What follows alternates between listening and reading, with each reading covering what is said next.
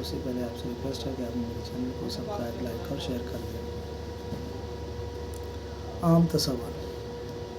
کسی بھی معاشرے میں انسان کے تصور کو بنیادی اہمیت حاصل ہوتی ہے اور معاشرے کے تمام نظام اس تصور کے گرد گھومتے ہیں۔ اس سے پہلے کہ اسلام میں انسان کے تصور کے بارے میں بتایا جائے، یہ ضروری دکھائی دیتا ہے کہ دیگر مذاہب، نظریات اور فلسفوں میں انسان کے تصور کو مختصر طور پر دیکھ لیا جائے۔ ارسطو کے مطابق انسان معاشرتی حیوان ہے، اگر چینی فلسفہ دیکھا جائے تو اس میں انسان کو نیکوکار سمجھا جاتا ہے۔ چینی افکار میں انسان کو عاقل و دانا سمجھا جاتا ہے۔ انڈین فلسفے میں انسان کا یہ مقصد ہوتا ہے کہ وہ نجات حاصل کرتے ہیں اور اس میں مذہبی گروہ کو زیادہ تر برتر مقام حاصل ہوتا ہے، جس میں آتما کا خیال رکھا جاتا ہے جو کہ انسان میں بہت بلند مقام رکھتی ہے۔ یہودی فلسفے میں انسان کا تعلق خدا سے بیان کیا گیا ہے۔ اس کے بارے میں ڈاکٹر ہرشچل کا کہنا ہے کہ صرف یہی کافی نہیں کہ انسان خدا کو جانے، بلکہ یہ ضروری ہے کہ وہ خدا کو جانتا ہو۔ یہودی سوچ کے مطابق مثالی انسان وہ ہے جو اپنے اندر خدا کی دلچسپی کو یقینی بنائے۔ ماہرین نفسیات میں وڈنٹ سے لے کر سکنر تک انسان کو مختلف نظریات اور تجربات کی بنا پر جانوروں کے برابر مقام دیا گیا۔ اس سلسلے میں جونگ، رینک، ایڈلر، رینڈ وغیرہ نے انسان کا ایک نفسیاتی ماڈل بنایا ہے۔ اس کے مطابق انسان میں جنسی خواہشات بچپن سے لے کر بڑھاپے تک پائی جاتی ہیں اور ان کے لیے یہ ایک جسمانی عمل ہے جو صرف انسانوں سے ہی ملتا ہے۔ ساخت بنانے والے چومسکی ڈرکتھین تمام انسان کے انوکھے پن پر زور دیتے ہیں اور انسانی معاشرتی حقیقت پر زور دیتے ہیں۔ ان کے مطابق ایک انسان صرف اس درجے پر ہی ایک انسان ہے جس میں وہ مہذب ہوتا ہے، اور یہی وہ چیز ہے جو ہمیں اصل انسان بناتی ہے، اور ہم اپنے مختلف خیالات کو ملا سکتے ہیں۔ ان خیالات میں عقائد، سمجھ بوجھ کو بھی ملا کر ہم تہذیب بناتے ہیں، جس طرح روسو لمبی عمر کے بارے میں بتاتا ہے کہ یہ انسان کو سارے معاشرے سے محروم کر دیتی ہے اور اس کے احساس میں کمی واقع ہو جاتی ہے۔ اسی طرح ٹریک آر کے مطابق انسان ایک جانور سے کم یا زیادہ مختلف نہیں ہے۔ بغیر زبان کے ضروری معاشرتی چیز یا خیالات عملی طور پر ناممکن ہیں، کیونکہ یہ سارے اعلیٰ دماغی کام ہیں۔ برڈیو کے مطابق خدا نے انسان کو اپنے تصورات اور پسند کے مطابق بنایا ہے اور اسے خالق بھی بنایا ہے اور فطری سرگرمی سے محروم کر دیا، اور وہ اس کی مرضی کے مطابق تابعداری نہیں کرتا۔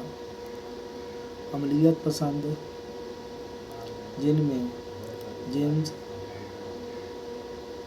پیرس اور ڈیوش وغیرہ شامل ہیں، ان کے مطابق انسان معاشرے کے عمل میں ایک چست چیز ہے جس کے پیچھے کوئی دوسری اعلیٰ اتھارٹی کائنات میں عمل فرما ہے۔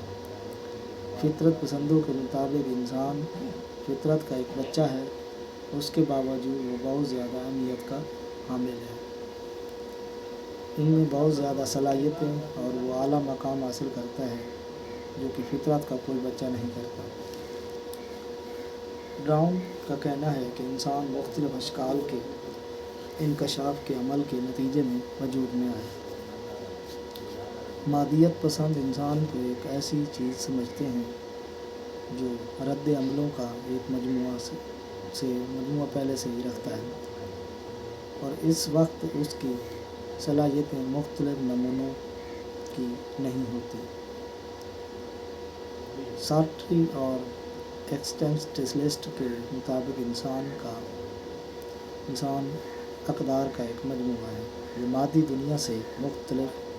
سارٹری اس نے اس چیز کی سختی سے مخالفت کی ہے کہ ایک انسان انسانی فطرت کو حاصل کرتا ہے اور اس کی وجہ سے بہت سادہ ہے، کیونکہ وہ بے دین ہوتا ہے اور اس بات پر یقین رکھتا ہے کہ یہ خالق کے بغیر جس نے کہ اس کو تخلیق کیا ہوتا ہے۔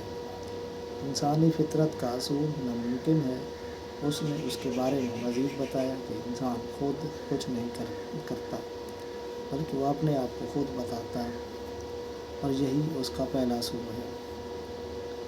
مثالیت پسندوں کے مطابق انفرادی طور پر انسان صرف خود ہی ہے، جبکہ معاشرتی مراحل کی وجہ سے وہ روحانی اتحاد رکھتا ہے۔ انسان نہ تو اچھا ہے اور نہ ہی برا ہے، یہ اس کی توانائی ہوتی ہے۔ مثالیت پسندوں کے مطابق انفرادی طور پر انسان صرف خود ہی ہے، جبکہ معاشرتی مراحل کی وجہ سے وہ روحانی اتحاد رکھتا ہے۔ انسان نہ تو اچھا ہے اور نہ ہی برا ہے، یہ اس کی توانائی ہوتی ہے، اس کو اچھا یا برا بنا دیتی ہے۔ انسان کے بارے میں مارکس نے جو تصور پیش کیا ہے وہ اس کی کتاب introduction to the scientific of the political economy سے لیا گیا ہے۔ انسان ادبی حس رکھتا ہے، وہ نہ صرف ایک معاشرتی حیوان ہے بلکہ ایک جانور ہے جو معاشرے میں صرف ایک فرد بن چکا ہے۔ اگر انسان کو معاشرے کے بغیر رکھا جائے تو پھر اس کو اس طرح نہیں دیکھا جا سکتا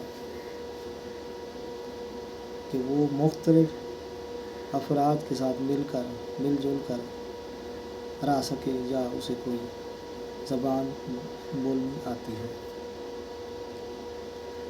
کمیونزم میں انسان کو نہ صرف ایک جانور سمجھا جاتا ہے بلکہ اسے معاشی پیداوار کی ایک مشین بھی سمجھا جاتا ہے جو اس سلسلے میں مختلف کام کرتا ہے۔ وہ اس بات پر یقین رکھتے ہیں کہ بنی نوع انسان مادے کے سوا کچھ نہیں، اور ان کی سوچیں اور احساسات اس مادے کی تحریکات ہیں۔ اگر ہم انسان کے بارے میں ایک مشینی نقطہ نظر دیکھتے ہیں تو پھر ہمیں اس خیال کو چھوڑ دینا چاہیے کہ ہمارے جسم میں کہیں دماغ بھی ہے۔ آگسٹائن خدا سے پیار کرتا ہے لیکن انسان سے نفرت کرتا ہے۔ اس کا کہنا ہے کہ انسان کے جسمانی اعمال کرپشن سے بھرے ہوئے ہیں۔ انسان کے گناہ کے بغیر وقار کا کوئی موقع نہیں ہے، اور وقار کے بغیر ساری نسل انسانی ختم ہو جائے گی۔ سٹوکس کے مطابق کائنات کے ایک تحریکاتی عمل ہے جس میں سختی سے نظریاتی خطوط پائے جاتے ہیں جن کو خدا نے بیان کیا ہے۔ انسان کائنات کا ایک حصہ ہے اور اس میں وہ مختلف قسم کے اعمال اختیار کرتا ہے۔ اسلام میں انسان کا تصور۔ اسلام کو دنیا کے دیگر مذاہب میں ایک امتیازی حیثیت حاصل ہے۔ اس میں انسان کو اس طرح تیار کیا جاتا ہے کہ جو دیگر مذاہب کی زندگی کے پہلوؤں سے مختلف ہوتا ہے۔ اسلام کے مفروضات دوسرے مذاہب سے مختلف ہیں۔ اسلام میں پیدا ہونے والے بچے کو معصوم سمجھا جاتا ہے۔ اللہ تعالیٰ نے کائنات میں انسان کو حاصل ہیں اور دوسری مخلوق اس سے محروم ہے، اور یہ بھی قانون فطرت ہے کہ جب کسی کو بہت زیادہ طاقت اور اختیار دیا جائے تو وہ زیادہ ذمہ دار جوابدہ ہوتا ہے۔ چنانچہ اسلامی نقطہ نظر سے انسان اپنے ہر عمل کا جوابدہ ہے، چاہے وہ عمل اور سرگرمی جو وہ انجام دیتا ہے اہمیت کی حامل ہو یا نہ ہو۔ اسلام میں انسان کا یہ مقام اسلامی معاشرے میں اس پر بھاری ذمہ داریاں عائد کرتا ہے۔ انسان کا یہ فرض ہے کہ وہ خدا کے قانون کو قائم کرے، جس میں سچائی کے اصول، انصاف اور بھلائی وغیرہ کے اصول شامل ہیں، اور ان کاموں کے لیے وہ سخت محنت کرتا ہے اور یہاں تک کہ ان چیزوں کو زمین پر قائم کرتا ہے۔ اور انسان کے ماخذ کے بارے میں قرآن پاک میں بتایا گیا ہے کہ اس کو مٹی سے بنایا گیا، اور جب وہ پیدا ہوتا ہے وہ جاہل ہوتا ہے، اور اس کو ایسی صلاحیتیں دی جاتی ہیں کہ وہ ہر چیز کے بارے میں جانے، ہر چیز کو تسخیر کرے اور خدا کا نائب بن جائے۔ در حقیقت خدا نے اس میں اپنی روح کا بھی ایک حصہ ڈالا ہوتا ہے۔ کائنات کی ہر چیز انسان کے تابع ہے، یہاں تک کہ خدا نے فرشتوں سے بھی کہا کہ وہ اسے سجدہ کریں۔ وہ کائنات کی ہر چیز کو تسخیر کر سکتا ہے کیونکہ خدا نے اسے علم سکھایا ہے۔ قرآن پاک نے اس چیز کی وضاحت کی ہے کہ ساری انسانیت ایک کمیونٹی ہے، اور ابتدائی طور پر انسان کی لڑائی ایک غلطی تھی، اور اسے متحدہ ہو کر رہنا چاہیے اور اپنے مالک کے احکامات کی پیروی کرنی چاہیے، جس نے اسے اعلیٰ مرتبہ دیا۔ اس طرح قرآن پاک میں ہے کہ میں زمین میں اپنا نائب بنا رہا ہوں۔ حضور صلی اللہ علیہ وسلم نے فرمایا کہ خدا کہتا ہے کہ میں ایک چھپا ہوا خزانہ ہوں، اور وہ میری یہ خواہش ہے کہ میں اپنا آپ دکھاؤں۔ اس لیے میں نے مخلوق پیدا کی، یقیناً خدا کی طرح کوئی دوسرا نہیں ہے۔ وہی ہے جو حکم دیتا ہے اور تخلیق کرتا ہے، اور اسے ہر بات کا علم ہے۔ وہ بہت رحم کرنے والا، اور اس نے اس کائنات کو تخلیق کیا۔ خدا نے اس کائنات کی تخلیق کیا ہے اور اس کو مکمل طور پر بنایا ہے، اور کائنات کے قوانین متوازن ہیں، جس کی بدولت برقی لہروں سے ایٹم، مالیکیول، عناصر، مرکبات، پودے اور جانور سب اہم کام سر انجام دیتے ہیں اور اب اپنے آپ کو برقرار رکھتے ہیں، اور ساری دنیا کو جامع اور مکمل بناتے ہیں۔ اگرچہ انسان کو بھی بنیادی طور پر وہی چیزیں عطا کی گئی ہیں جو جانوروں کو کی گئی ہیں، پھر بھی یہ کہا جا سکتا ہے کہ اس کو خاص آنکھیں، خاص کان اور ایک خاص دماغ عطا کیا گیا۔ اس لیے وہ اس قابل ہے کہ وہ مختلف چیزوں کو تسخیر کر سکتا ہے اور ان کو اپنے فائدے کے لیے استعمال کرتا ہے، دنیا کو مکمل اور جامع بنا سکتا ہے۔ یہ سب کچھ خدا ہی کی بدولت ہے، جس نے اسے اعلیٰ صلاحیت سے نوازا ہے۔